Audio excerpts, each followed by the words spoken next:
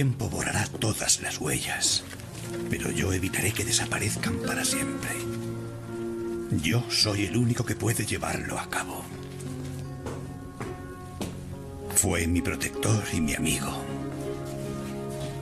Y es mi obligación sagrada no dejar que ese grande de su tiempo caiga en el olvido.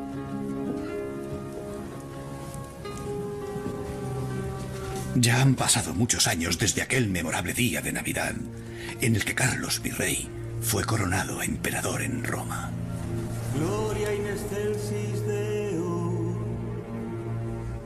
laudamus Te, benedicimus Te, adoramus Te, glorificamos Te. El 25 de diciembre del año 800, cuando Carlomagno fue coronado emperador, se encontraba en el apogeo de su poder.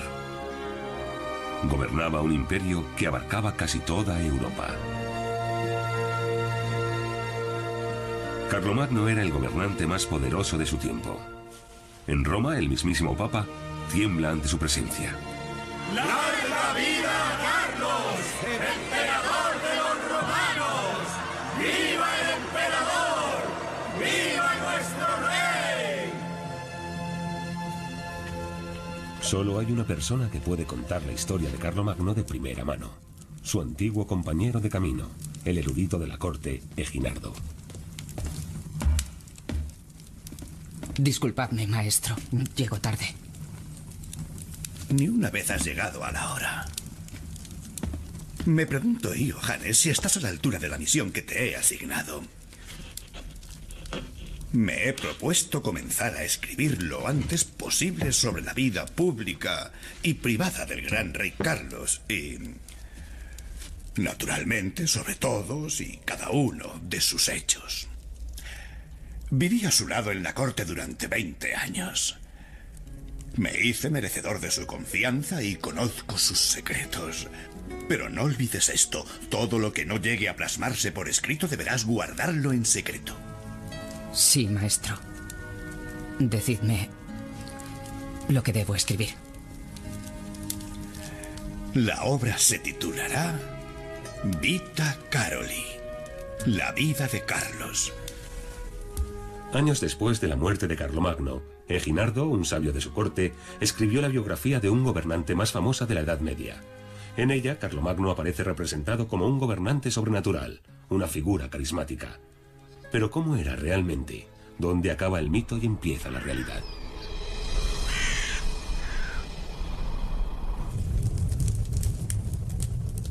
La historia comienza en una época turbulenta. Pipino, el padre de Carlomagno, quiere ser rey de los francos, pero no es el heredero de la corona.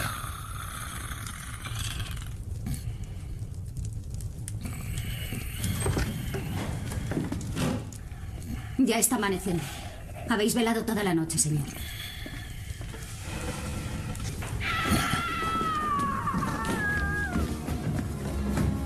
El ambicioso Pipino desea tener un hijo para poder fundar su propia dinastía. Es un niño. En abril del 748, 4 largos años después de su boda con Bertrada, nació el ansiado primogénito.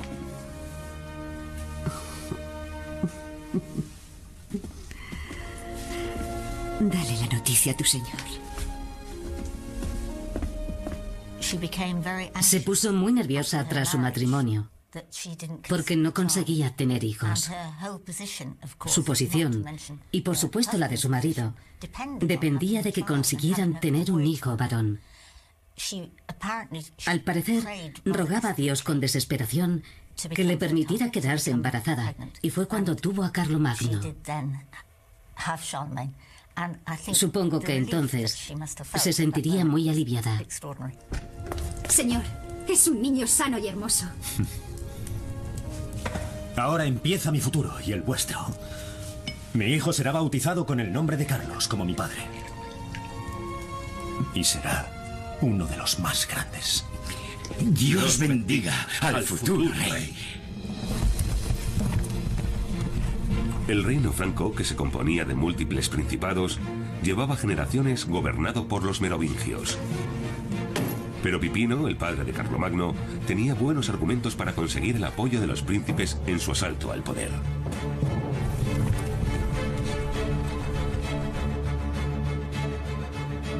Pipino se hizo con el gobierno de un gran imperio. Bajo la dinastía de los merovingios, el área de influencia de los francos no había dejado de crecer. Además de sus áreas de asentamiento originales junto al Rin y al Mosela, dominaba una gran parte de la Francia actual. En 3 siglos, el reino de los francos llegó a ser una gran potencia en Europa. Abad Burcardo, ¿cómo están las cosas en vuestra tierra? No van bien, Abad Fulrado. Según el mensaje que nos ha llegado de Neustria, muchos príncipes de Borgoña y Alemania se han puesto de parte de Pipino. Os agradezco que hayáis venido tan rápido. Los rebeldes forman ya un grupo numeroso, y son pocos los que siguen apoyando al rey Childerico.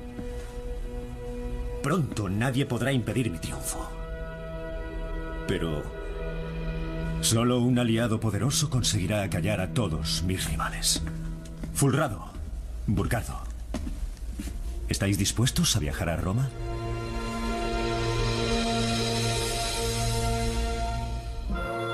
La clave del plan de Pipino era el Papa. El golpe de Estado debía contar con su bendición.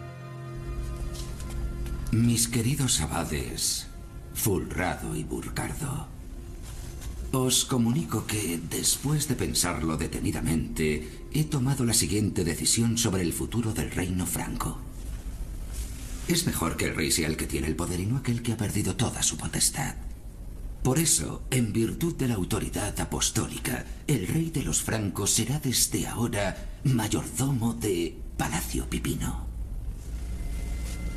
Santidad, habéis tomado una decisión favorable para los francos y también favorable para vos. El Papa de Roma se había convertido en una autoridad desconocida hasta entonces en el reino franco. Pipino se vio obligado a buscar una legitimación superior a la de los nobles francos y a la de los obispos francos para consolidar sus ambiciones políticas, y no tenía mucho donde elegir. Lo más fácil era dirigirse al Papa. Así, por orden del Papa de Roma, el padre de Carlos, Pipino, fue coronado rey de los francos. El último rey merovingio dejó que Pipino le torturase la cabeza y lo encerrase de por vida en un monasterio. Sigue escribiendo, Johannes. De todas formas, incluso antes de la coronación de Pipino, el antiguo rey ya tenía que conformarse con conservar el título, el cabello y la barba y jugar a gobernar sentado en su trono. Desde ese momento, Pipino tuvo que proceder con gran habilidad. Le prometió al Papa defender Roma de todos sus enemigos y se convirtió en protector de la Iglesia. En compensación, consiguió la unción del Papa para su primogénito Carlos y para su segundo hijo, llamado Carlomán.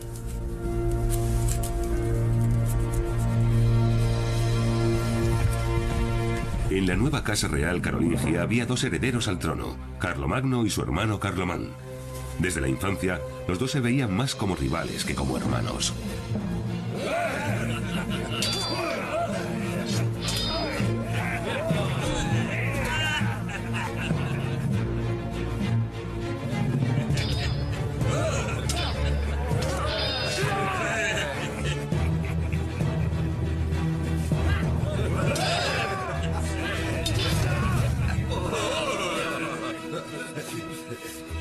¡Ya basta!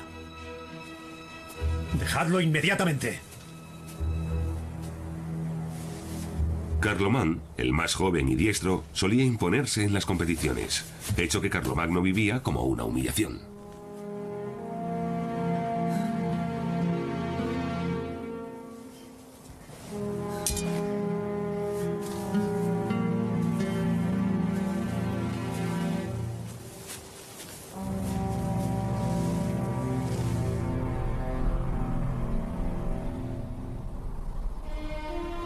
Os he reunido aquí para que seáis testigos de mis últimas voluntades.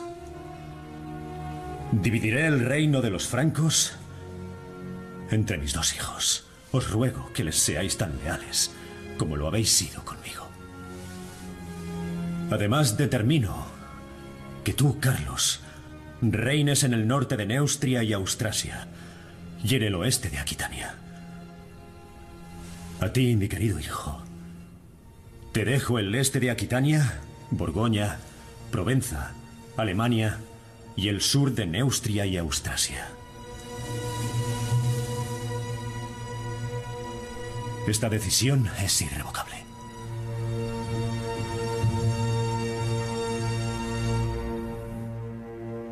El reparto parece equilibrado a simple vista, pero Carlomagno se sintió perjudicado. Su reino se dispone en un semicírculo alrededor del de su hermano, por lo que se verá obligado a realizar viajes mucho más largos. Pipino repartió su reino de una forma bastante extraña y geográficamente incoherente. Los territorios de Carlomagno rodeaban los de Carlomán y cada uno tenía una parte de Aquitania. Ya desde los tiempos de los merovingios, Aquitania era una región muy preciada. El objetivo de Pipino al repartir así su herencia era seguramente obligar a sus hijos a colaborar, algo que no supieron hacer, que no quisieron hacer. Había una fuerte rivalidad por la supremacía. En la famosa abadía de Saint-Denis se encuentran las tumbas de los reyes francos. También el padre de Carlomagno, Pipino, yace aquí junto a su esposa Bertrada.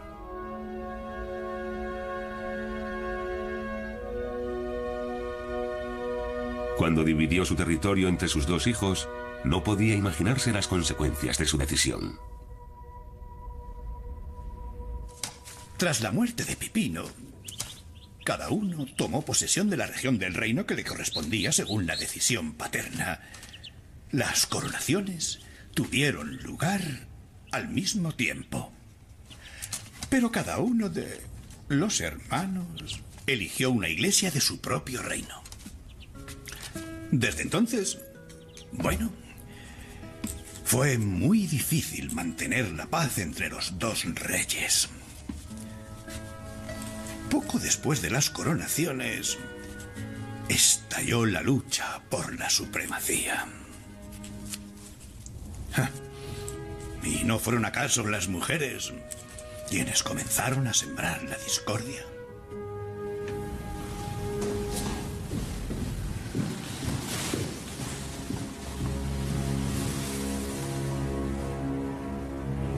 Esta era también la intención de tu padre. La familia es muy rica e influyente. Con este matrimonio, los bávaros y los lombardos estarán de mi lado. Mi reino será más fuerte.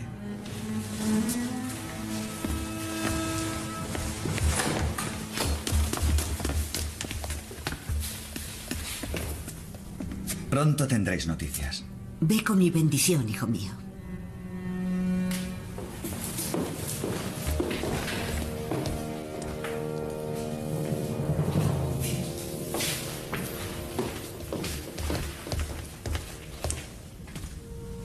¿Qué puede ser tan importante para que mi hermano se digne a visitarnos? No seas tan duro, Carlos.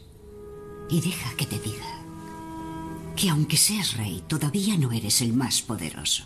Contigo a mi lado, madre, no tengo nada que temer de mi hermano.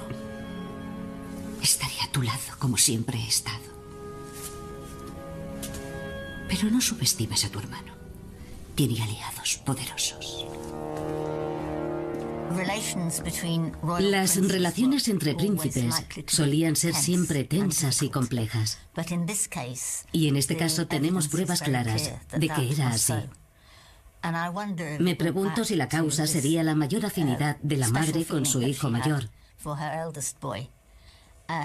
Tras la muerte de Pipino, cuando estuvo claro que la relación entre los hermanos no era buena, Bertrada intentó poner paz entre ellos, aunque creo que su preferido era Carlos.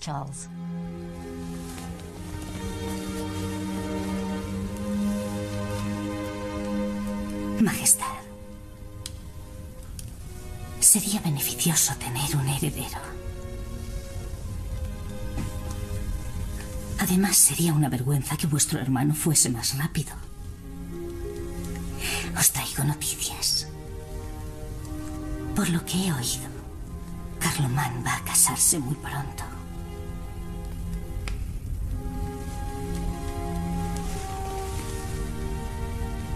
Ya está viviendo con su futura esposa. No digas más. No te preocupes por eso.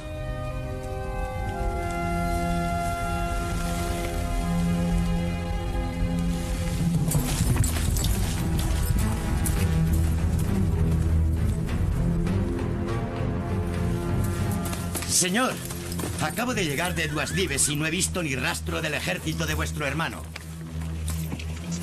¡Mi caballo! En las fronteras del reino hay una rebelión. En un caso así, los dos hermanos están obligados a colaborar militarmente.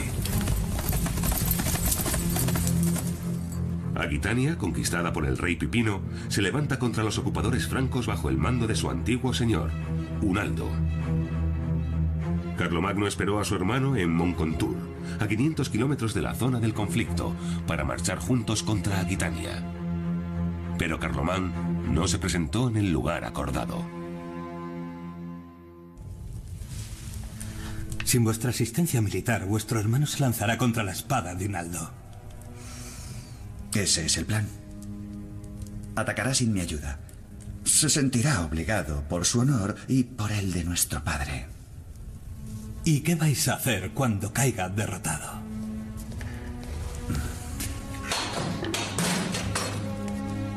¡Oh, qué agradable visita! Aquí debo este honor. Desde tiempo inmemorial los reyes de los francos siempre han luchado juntos. También nosotros hemos jurado cumplir esa ley sagrada. Si esa ley es tan sagrada para ti, haz lo mismo que yo. Envía a tus guerreros a casa. ¿Para ser el hazmerreír de todo el mundo? Me habías prometido tu ayuda. ¿Lo has olvidado? Bueno, me he aconsejado con otros. Salud, hermano. Pronto superarás la humillación. Maldito traidor. ¿Lo ves? Tienes la fuerza suficiente para matarme. Lo único que te falta es el valor.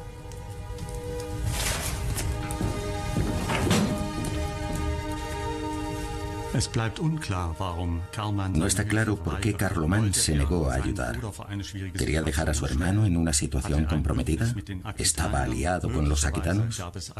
Es probable que hubiese una antigua enemistad entre los hermanos. Las fuentes no lo aclaran, pero lo que sí sabemos es que Carlomagno se quedó solo tras el enfrentamiento con su hermano. Carlomagno se encuentra en la situación en la que su hermano quería verlo. Rehuir el combate sería un gesto de debilidad. Luchar solo, un riesgo enorme. Carlomagno no puede permitirse una derrota. El rey solo conservará su corona si la suerte, es decir, Dios, lo acompaña en el combate.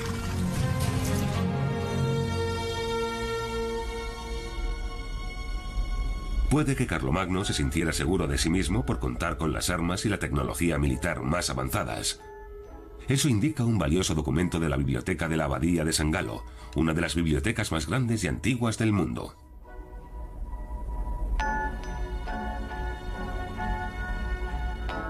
Aquí se conserva un manuscrito de la era carolingia de valor incalculable. Es el Salterio de Oro, realizado con tinta dorada. Muestra a los francos al ataque con arcos y flechas, con espadas y escudos. Como protección, los soldados llevan cota de malla y armadura de escama, una tecnología muy avanzada para su tiempo.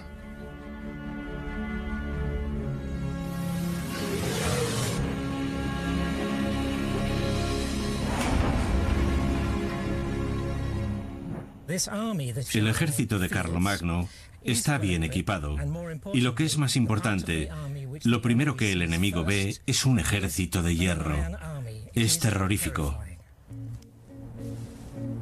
Un experimento va a estudiar la velocidad y la fuerza de percusión que alcanza una flecha al golpear la armadura. El recorrido de la flecha se grabará con una cámara de alta velocidad.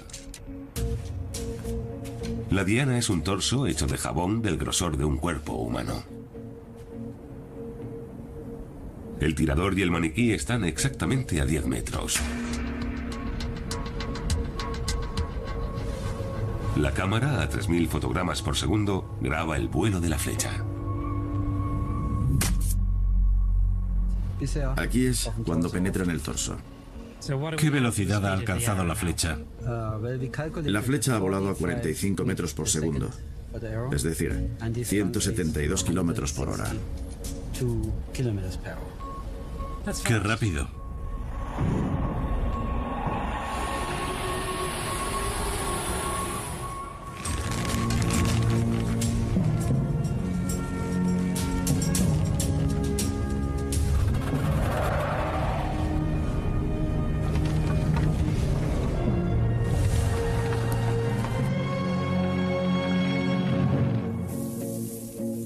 ¿Qué protección ofrecían las cotas de malla y las armaduras de escamas? ¿Eran la auténtica arma secreta del ejército franco?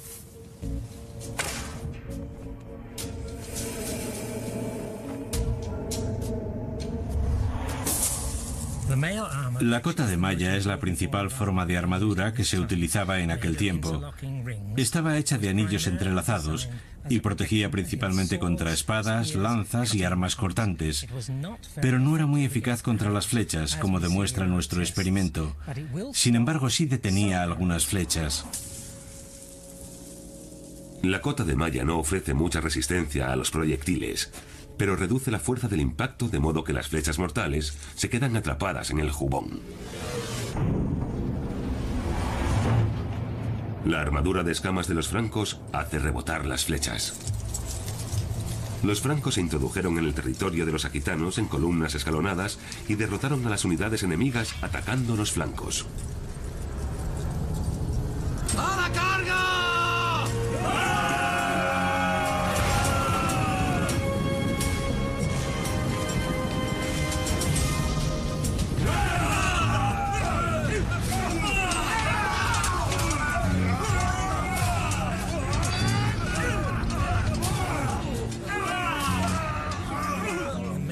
El factor más importante en los éxitos militares de Carlomagno es simplemente el dinero.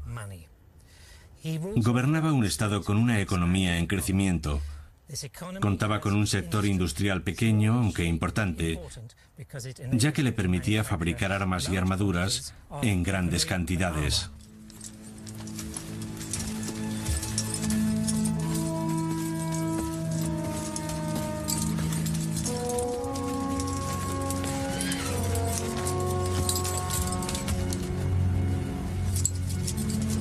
¡Señor! ¡Señor! Tenéis un hijo. Vuestra esposa ha dado a luz un niño. ¡Tenemos un heredero! ¡Los francos seremos los vencedores! ¡Ja!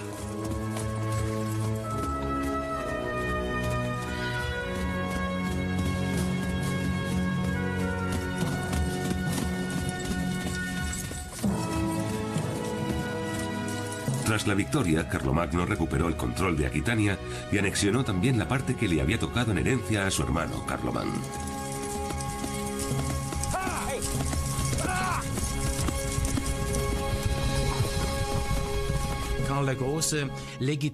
El éxito en la batalla de Carlomagno legitima su reinado.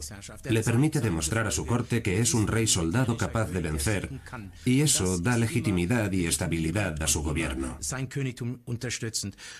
Probablemente su hermano no había pensado que si Carlomagno vencía, él, como hermano menor, quedaría en una posición secundaria. Así que podemos suponer que Carlomán se arrepintió de no haber asistido a su hermano en la liberación de Aquitania.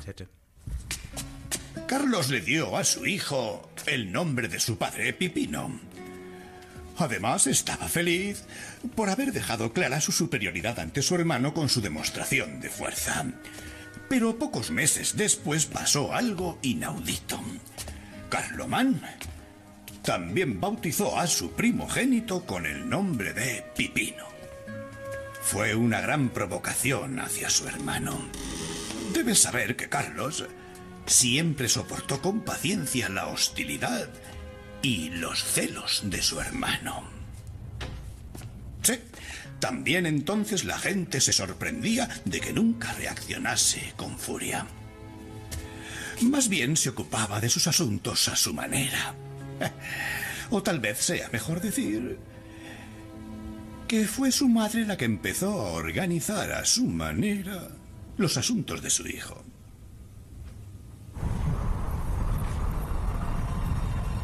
La madre del rey, Bertrada, cruzó en secreto los Alpes en dirección a Italia.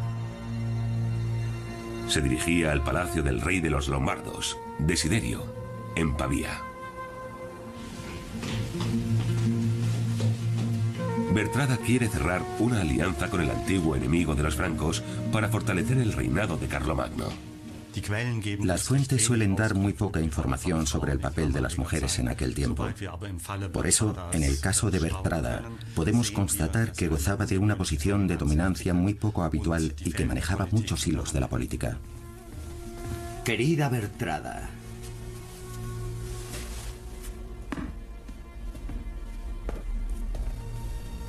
soy, si me lo permitís, una mujer digna de admiración. Os lo agradezco, estimado Desiderio. Me gusta que nuestra reunión comience así. Bien, cada vez me parece más sorprendente la distancia que separa el hermoso reino de los lombardos de la corte de los francos. Deberíamos hacer algo para remediarlo.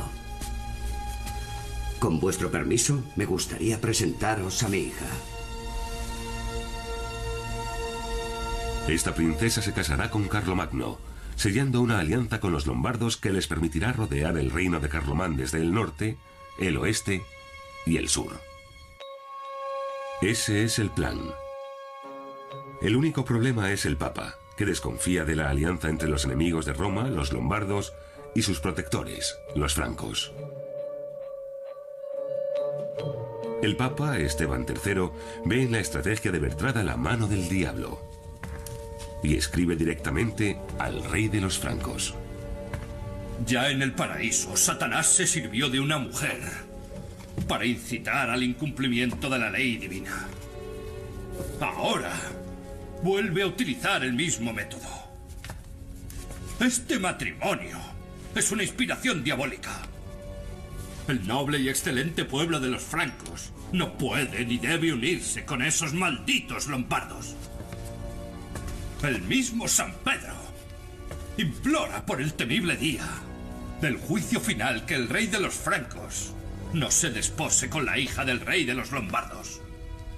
Pero Bertrada impuso su decisión. Carlos se separó de su esposa Imiltruda y la envió, como suele hacerse en esos casos, a vivir a un convento.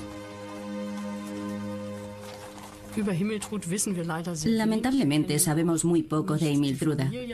Tampoco sabemos nada de su familia, pero podemos suponer que no era una familia muy poderosa porque no se mencionan protestas contra el repudio. Carlomagno se separó de ella a pesar de que le había dado un hijo llamado Pipino, conocido como Pipino el Jorobado. Tampoco sabemos qué fue de ella después del repudio. Las fuentes no mencionan nada más.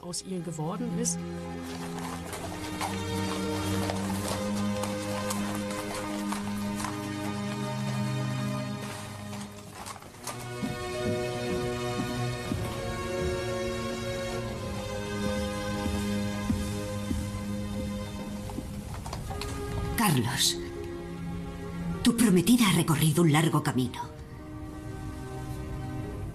y le gustaría conocerte.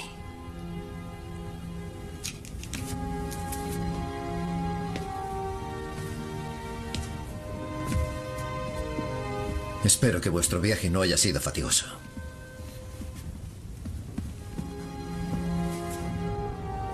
Os espero para cenar. El matrimonio con la princesa lombarda parecía muy útil. El rey lombardo había casado a sus hijas con personas muy prestigiosas. Y Carlomagno estaba entrando en una constelación de poder ya existente. Ahora le toca mover ficha a Carlomán.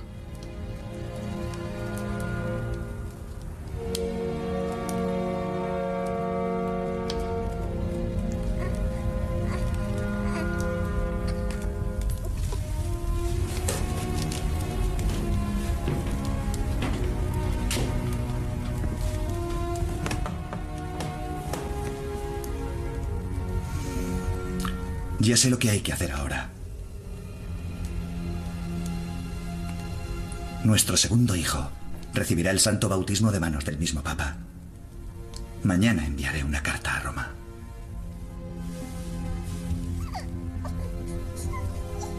Su santidad estará de acuerdo y sellaréis una nueva alianza.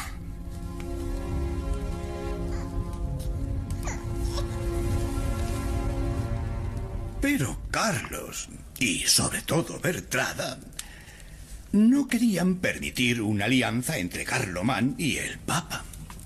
Y la alianza no llegó a establecerse, porque, como era de esperar, Bertrada empezó a mover los hilos una vez más y consiguió atraer al Papa a su terreno.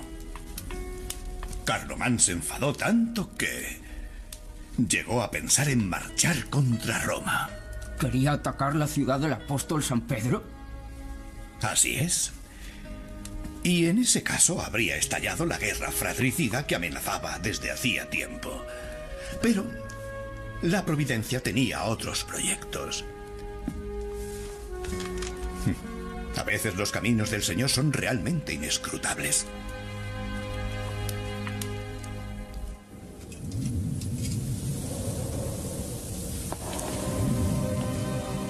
El destino tomó las riendas antes de que estallara la guerra.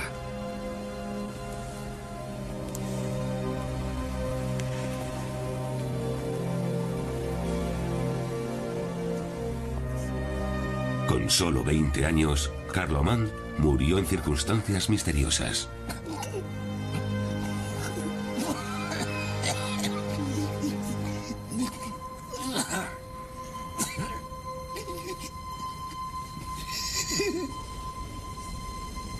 Para Carlomagno, la muerte de su hermano abría posibilidades inesperadas.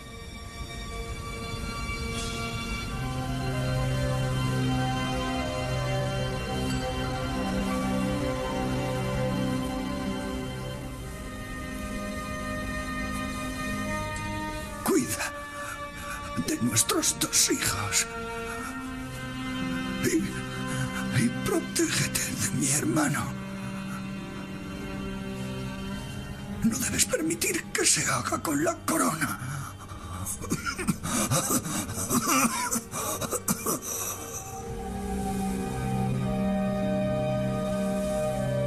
Carlomagno no tardó tiempo en proclamarse único rey de los francos. La inesperada muerte de Carlomán fue un regalo para Carlomagno. No estoy seguro de que no jugara sucio, pero la especulación es solo una parte del trabajo histórico. La otra es la declaración de los testigos, que en este caso no da indicios de que Carlomagno tuviera algo que ver con la muerte de su hermano.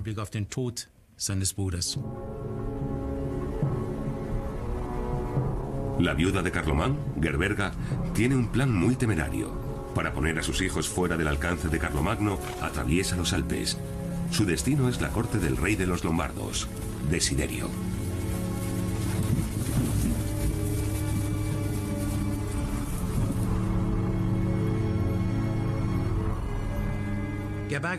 Gerberga huye a Italia, probablemente con la esperanza de poder enfrentarse a su poderoso cuñado y derrotarlo con la ayuda de los lombardos. No podía estar más equivocada. Carlomagno tardó 2 años en marchar sobre Italia, pero para entonces los herederos de Carlomán estaban desaparecidos. Los días de la esposa lombarda de Carlomagno en la corte también estaban contados.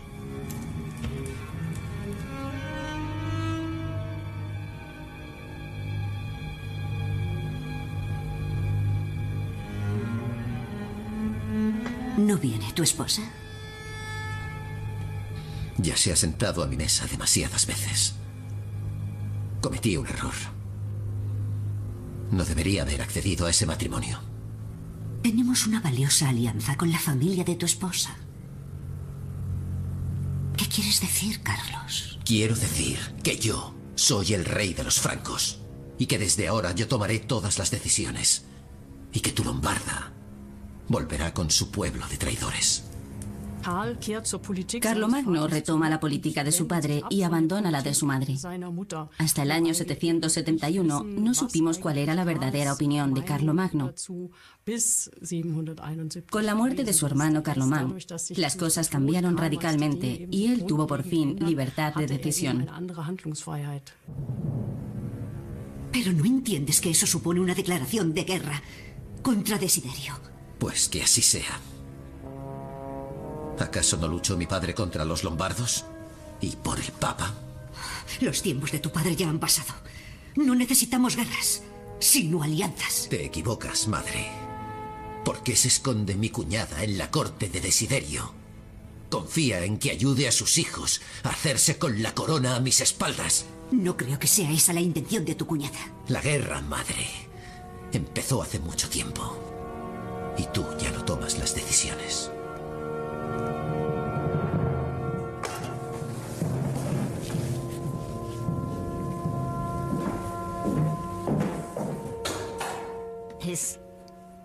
Su relación con Italia estaba cambiando. Quería una alianza con el papado y tenía que deshacerse de los lombardos. Pero también necesitaba casarse con una aristócrata, algo mucho más normal que un matrimonio con una extranjera. Quería la hija de una familia poderosa, capaz de apoyarlo política y militarmente en la década del 770.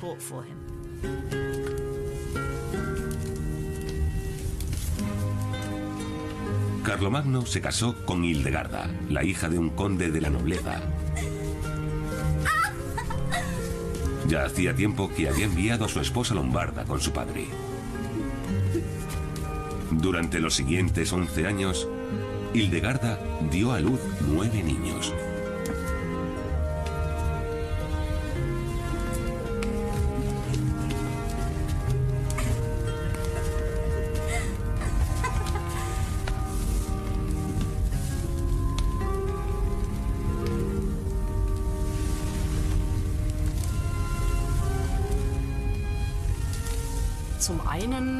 Por una parte, Hildegarda tenía familiares en el reino de Carlomán.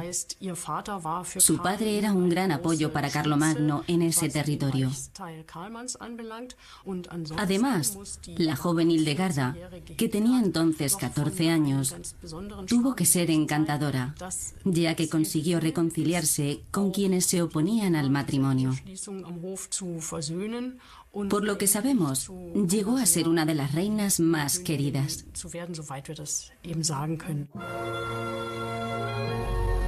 Desiderio, el rey de los lombardos, humillado por Carlomagno, se dirigió a Roma para enfrentarse a su última oportunidad de convencer al Papa. Santidad, supongo que ya se habrá enterado del infortunio que han sufrido los hijos de Carlomán.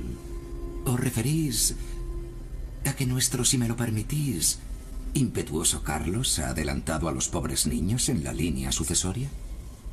Les ha arrebatado la corona de los francos que les correspondía por derecho. Bueno. ¿Y qué papel queréis que represente en esta función?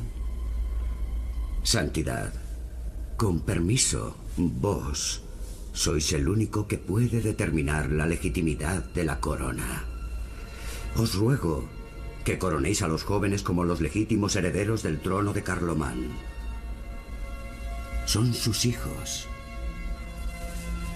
¿Es cierto que, tal como he oído, los tenéis bajo vuestra protección y esperáis sacar algún beneficio?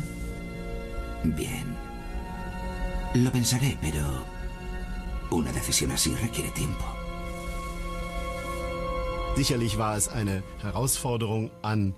Para Carlomagno, la bendición papal a los hijos de su difunto hermano hubiera supuesto un gran reto. No podía permitir que el Papa legitimase a otros pretendientes al trono, porque tras la muerte de su hermano había reclamado todo el reino de los francos, y ese sería un motivo para ir a la guerra.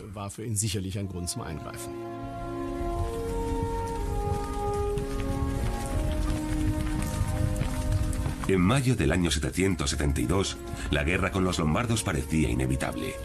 Pero el trato que Carlomagno había dispensado a sus sobrinos molestó a muchos nobles del reino. La situación es muy tensa cuando Carlomagno, como cada año, renueva los juramentos del vasallaje.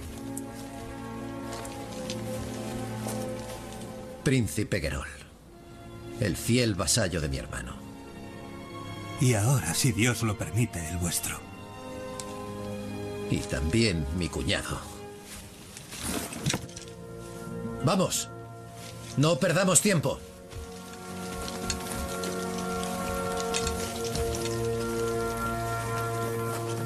Tal como yo lo veo, no estamos unidos. Y eso me entristece.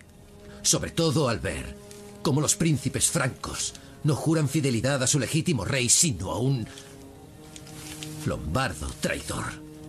Pero dejemos a los lombardos y ocupémonos de los sajones. Cuando Carlomagno devolvió a casa a su esposa lombarda, sabía que iría a la guerra contra los lombardos. Pero también sabía que en sus propias filas, en parte por culpa de su madre, la campaña contra los lombardos encontraría resistencia.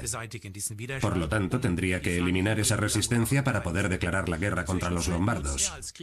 Durante ese tiempo actuó como el rey soldado que era y organizó la campaña contra los sajones. En aquel tiempo un rey tenía que estar siempre en guerra. Esa era su principal ocupación, la guerra.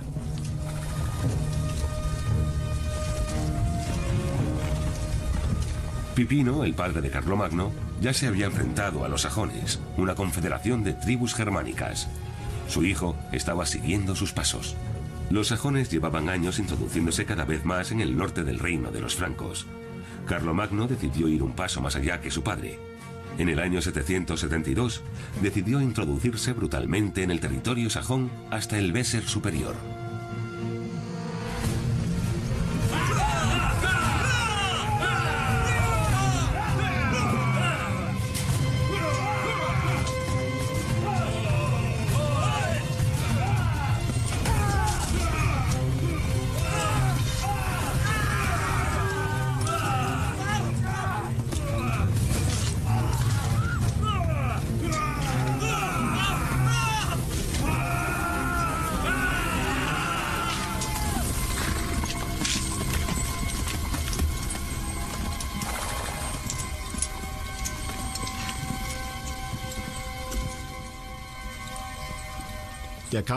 La guerra contra los sajones, que a diferencia de los francos no estaban bautizados ni cristianizados, debió de tener un componente religioso.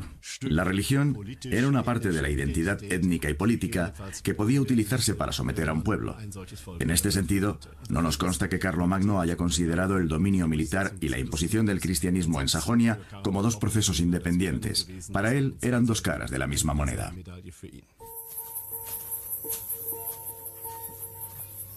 ¿Quiénes eran los sajones?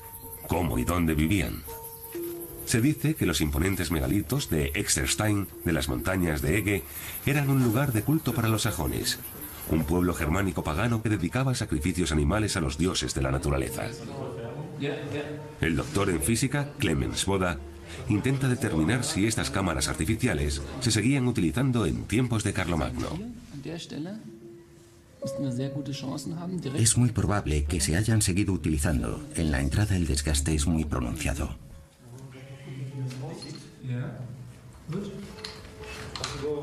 Hace años se encontraron aquí restos de hogueras. La pregunta es, ¿hasta cuándo se encendieron hogueras en estos muros? Clemens Boda espera que la datación por luminiscencia de las muestras obtenidas pueda aportar una respuesta. Esta es buena. Sí, esta servirá.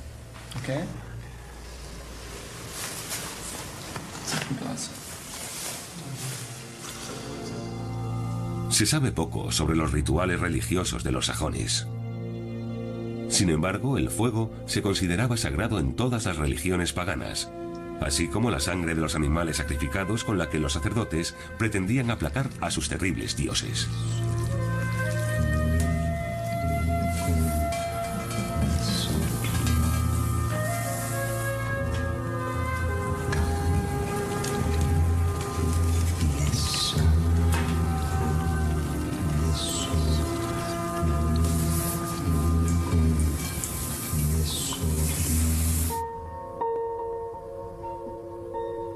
Clemens Boda data las muestras mediante luminiscencia estimulada ópticamente. Así puede determinar el momento del último aumento de temperatura de los granos de cuarzo contenidos en la roca. Tarda varios días en preparar y analizar las muestras.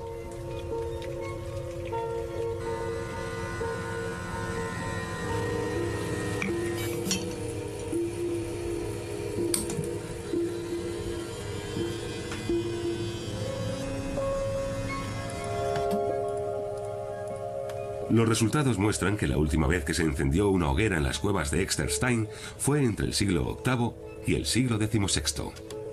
Es decir, también durante las guerras entre los francos y los sajones.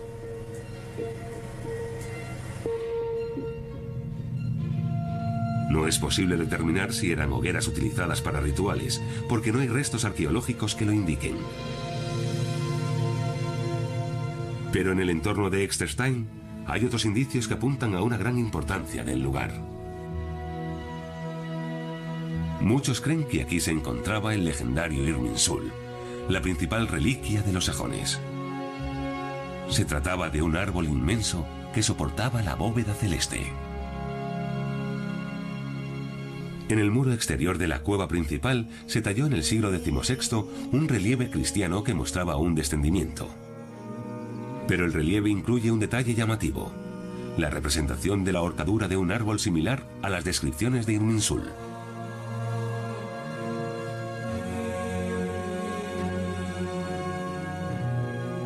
¿Nos dice el relieve que aquí se encontraba el principal santuario sajón? Esto explicaría por qué Carlomagno luchó con tanta ferocidad por esta región. Carlomagno esperaba que al conquistar el santuario de los sajones conseguiría dominar a todo el pueblo. Pero lo que no se imaginaba es que la lucha duraría muchos años.